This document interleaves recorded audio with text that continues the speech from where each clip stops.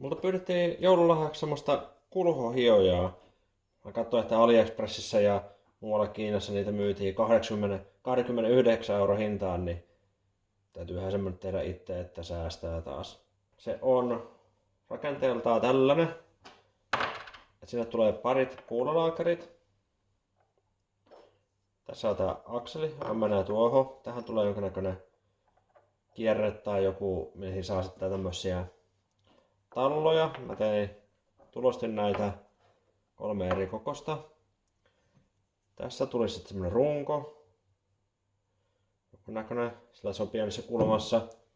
Ja sitten täällä on tämmönen kahva. Ja mä ajattelin tehdä tähän semmosen vielä hienomman. Täällä on nappula. Ja sinne tulisi tämmönen tappi tänne sisälle. Täältä päästä nappulasta painaa, niin tää tappi liikkuu.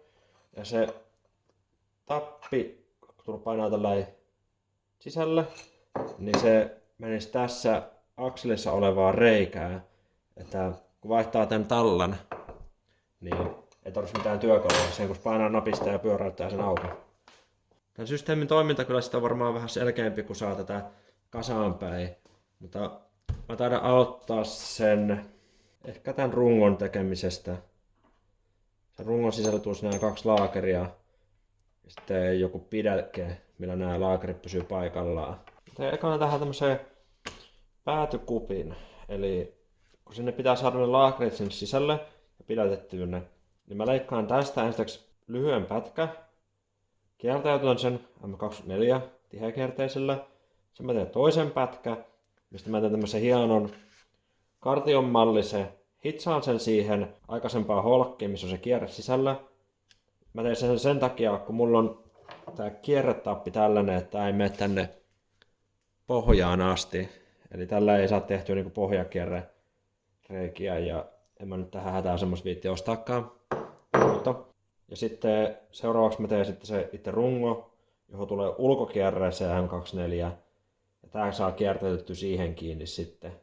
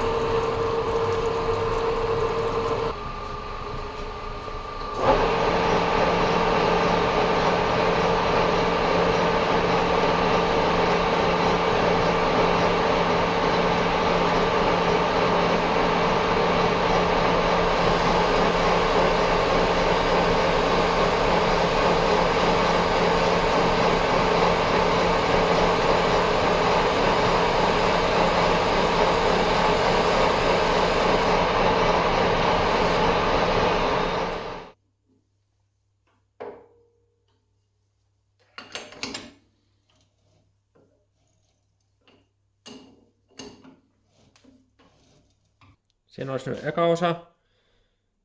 Tähän tulee seuraavaksi tämmönen kartion muoto, se on nyt vähän koristeellinen. Ja tänne sisälle tulisi sitten tälle etumaiselle laakerille paikka tonne väliin. Ja tämä ja tämä hitsataan sitten yhteen.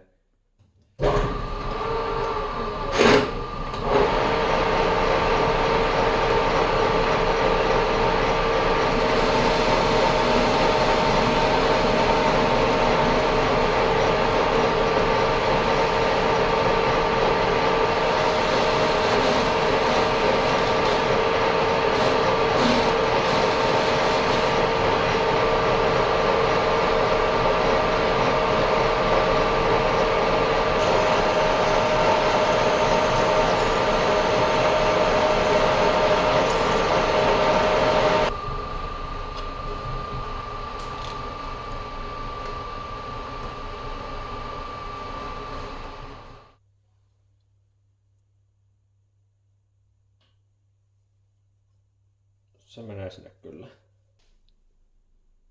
Täällä on nyt tää laakeri. Tää hitsataan tuohon kiinni. Mä otan se laakeri siksi aikaa kyllä pois. Tää idea tässä takana on se, että tämä laakeri olisi mahdollisimman täällä ulkona. Ja sitten täällä toisessa päässä tää laakeri olisi taas mahdollisimman kaukana, että tää taivuttava voima olisi niillä laakereilla kaikkein pienin. Tästä akselista tulee se runko. Eli tuosta sorotaan vähän ohuemmaksi. Tehdään siihen se kierre. Ja tänne päähän porataan reikä, joka on umpiperä, ja se on sitten laakerin kokoinen. Yksi kätevä asia tässä digimetoissa on se, että kun mulla on nuo pikavaihtopitimet terille, äskeiselle kappaleelle tein sen laakerisovitteen, niin mä voin täältä vaan kääntää tämän mitan tuohon samaan 22 milliin. Tällä pitäisi tulla sitten valmis oikean kokoinen reikä tuohon. Tuossa mun digimitoissa on vielä mahdollisuus tehdä eri työkaluille eri nollapisteet. Eli kun mä oon numeroinut nämä, sitten mulla on täällä numeroidut paikat niille kaikille, niin tuohon mittalaitteeseen pystyisi tekemään jokaiselle työkalulle oman nollapisteen. Ja kun mä vaihdoin tämän terän tämmöiseen erilaiseen, niin mä saisin sillekin sitten valmiin oikean mitan. Mutta mä en ole nyt sitä ottanut käyttöön, että se tarvitsisi sitten tehdä ajan kanssa ja katsoa, että nämä teräpalat ja kaikki nämä on oikeassa korossa ja kaikki on hyvin ja lukita sitten se settinki. Siinä oli 1,5 millin nousu ja mulla on tämä rataspakka täällä kiinni. Ja tästä voidaan katsoa, että tulee 3 ja 3. Eli nämä käännetään noin paikalleen ja tuosta pyöräytetään kierresyöttö päälle. Näyttäisi täsmäävä. Tässä koneessa on myös tämmönen kätevä kierrekello. Mä en edes tiedä kutsutaan niitä semmoiseksi, mutta tässä on nyt eri kierteitä. Ja sitten tässä vieressä on tää luku, 5,3. Se luku on sitten täällä oleva. Eli jos siinä kierteen vieressä on 3, niin sitten se voi kytkeä näissä kolmosissa, joka 3 paikalleen. Ja jos siinä on 1, niin se voi kytkeä missä tahansa näissä viivoissa. 5 myös samalla lailla, että vaan tuon avulla voi siis irrottaa tuon kierresyöttöruuvin. Tässä on tämmöinen olake, mitä päin mentäisiin, niin ton saa irrotettua, niin tuo moottori saa pyöriä koko ajan. Ja, mutta tässä tuli tämmöinen virhe tehtyä. Tämä on niin ohut tää seinä. Jos mä teen tähän nyt sen kierteen, niin se menee kyllä puhki. Tai jos emme puhki, niin se on kyllä ainakin tosi heikko. Pitää siis tehdä tää uusiksi, se holkki myös uusiksi.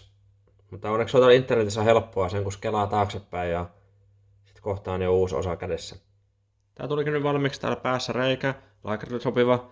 Ja tähän tuli sopiva kierre. Mä ajattelin, että tästä tulisi varmaan aika hauska sillä niin, että jos tähän hitsaisi nyt sen kartiojutun, mihin tulee se toinen laakeri, sitä ruuvaisi tähän paikalleen tuonne pohjaan, sitten tästä sorvaisi pinnasta semmoisen ihan ohuen lastu, sillä nämä olisi niinku samaa finishia ja se näyttäisi sillä, että ei tässä ole saumaa ollenkaan. Mä taidan tehdä sillä lailla.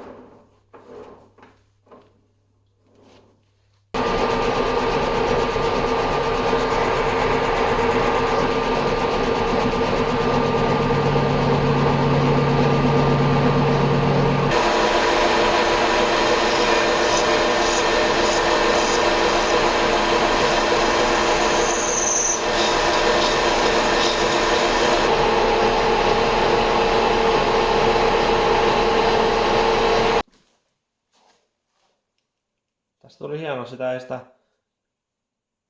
saumaa kyllä pysty tästä näkemään. Tuohon jäi tommonen hitsauksesta pieni arpi. Sanotaan, että se on käsintyöleima sitten. Ei löydy kiinalaisesta vastaavasta. Tämän keskiosan tästä paksummaksi, tai vaikka tähän halkasia tekee näistä päistä, tuon laakerin sisäkoolin mittaiset, noin 8 milliset, ja sitten tähän päähän tekisi vähän matkaa vaikka sitä 8 millistä, ja sitten tuohon tekisi vaikka 6 millin kierteen, johon saa sitten tänne tallaan kiinni. Se onkin nyt hyvä kysymys, että kuinka pitkä sen paksumman keskiosa pitäisi olla. Tää päähän tulee tää laakeri. Tää laakeri on jossain tossa kohtaa.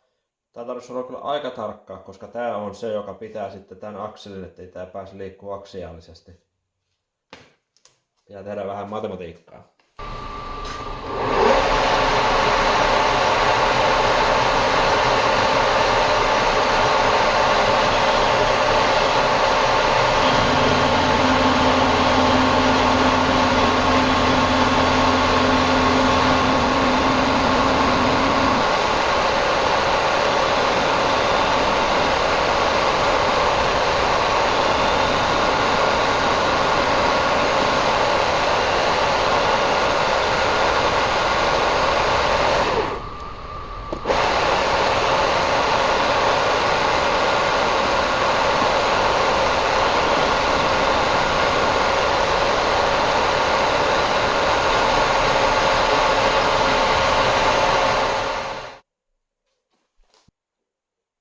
Sitten totuuden hetki.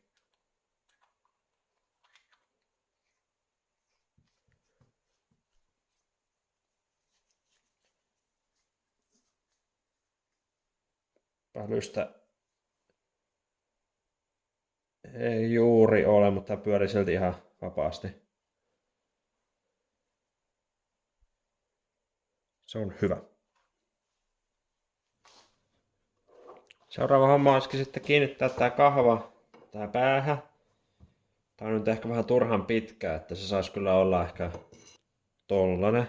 Kun tää on kuitenkin aika ohkasta tää putki, niin mä teen sillä lailla, että otan tämmösen vahvikkeen, leikkaan tähän päähän vinon. Mä otan tän vähän tällä kulmaa, että se on sitten ehkä vähän kätevämpi käyttää, jos jotain kulhon sisäpuolta sitten hioo. Mä löysin tämmösen 25 asteen kulma.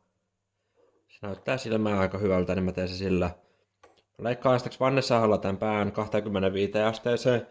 Sitten mä Jyrsin koneella teen tähän vielä semmosen muodon, että se ottaa tähän runkoon sillä siististi.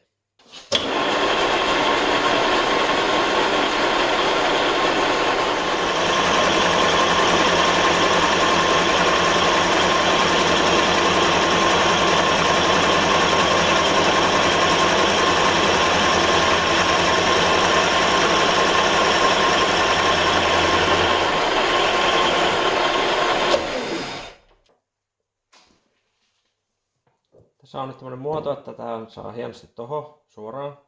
Tää tulisi tonne sisälle. Ja sitten sinne tulee se lukitustappi. Niin mä poraan sitten tänne aivan päähän tähän osaan reijän tämän kokoiselle. Ja sitten kun tää on hitsattu tähän paikalleen, niin mä pystyn sitä reikää hyväksi käyttäen poraamaan tähän sitten oikeaan kulmaan oikeaan kohtaan sen reijä, joka sitten ottaa kiinni siihen tähän akseliin täällä sisällä. Jutun kun tää on tässä kiinni, niin painaa vaan sen tapin sinne sisälle, pyöräyttää vähän, että se loksahtaa paikalleen, jolloin tämän saa sitten pyöräytettyä auki.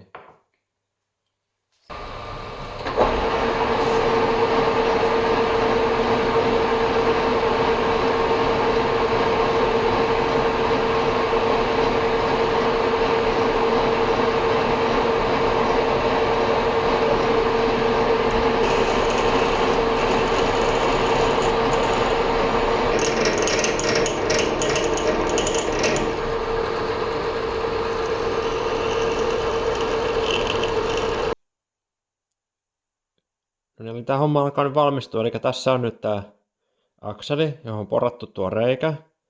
Tämä menee tänne paikalleen. Sitten tähän tulee tämä hattu. Sitten tänne tulee tämä lukitsin tappi. Se menee tuonne. Ja sitten kun tätä pyörittää, niin se loksahtaa sinne reikään. Ja tää sitten tietysti lukittuu. Nyt sen saa sitten ruuattua auki tästä tän tallan. Tää lukitustappi tulee tänne hantaakin sisään. Ja täällä päässä on tämmönen painonappäin. Tästä kun painaa, niin se liikkuu sitten ja lukittee. Tuonne tarvii vielä laittaa joku jousi, että se palautuu.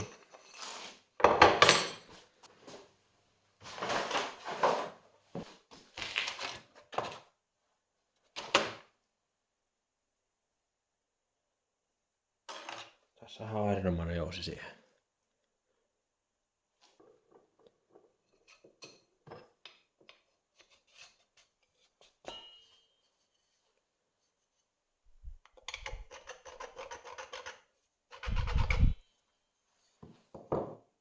Tuo vielä hitsaten tuohon kiinni. Ja sitten tää liimataan tämän muovin sisälle. Ja kasaus ja vähän pyöristelyä, niin se olisi sillä valmis sitten. Ja no tarvii nämä tallat vielä tehdä. Näihin talloihin tarvii tehdä se holkki.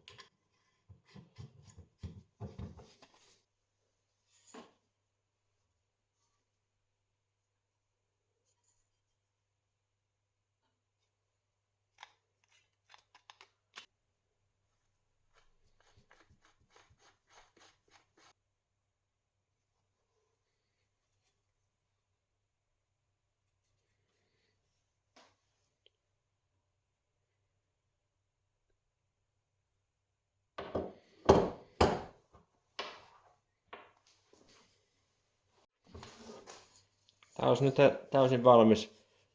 Tuohon kiinnitetään santapaperi. Ja sitten kun tämä laitetaan siihen kappaleeseen kiinni, niin tämä talla pyörii ja sitten sillä hioo. Mulla nyt ei ole oikein santapaperia tuohon sopivaa eikä kyllä oikein mitään puutakaan mitä hioo, niin jätetään se sitten lahjan saajan tehtäväksi testata tämän toiminta.